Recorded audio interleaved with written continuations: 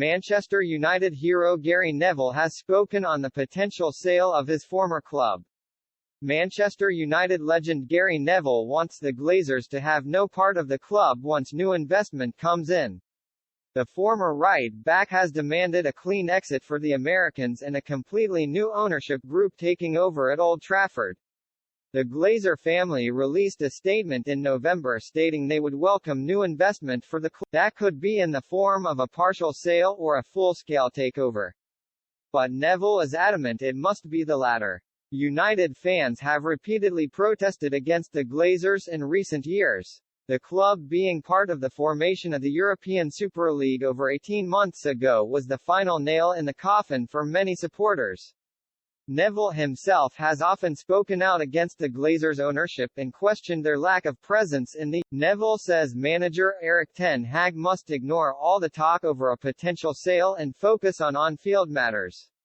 The pundit claims it has been clear for several months that the saga was coming to a head. Neville told Sky Sports, "Yeah, I mean it's out of ten Hag's hands. It's out of everyone's hands. There's only the Glazer family themselves that can determine what happens and obviously the bidding parties. It has been coming for the last 6 to 8 months because the cash requirement that is needed to rebuild this stadium, refurbish this stadium, whatever it is they decide to do, the cost of the transfer market nowadays, competing with Manchester City and the other clubs at the top, they haven't got the money. They've obviously put the club into quite a bit of debt and they can't extend that debt either, so it's absolutely right, it needs to be a full sale.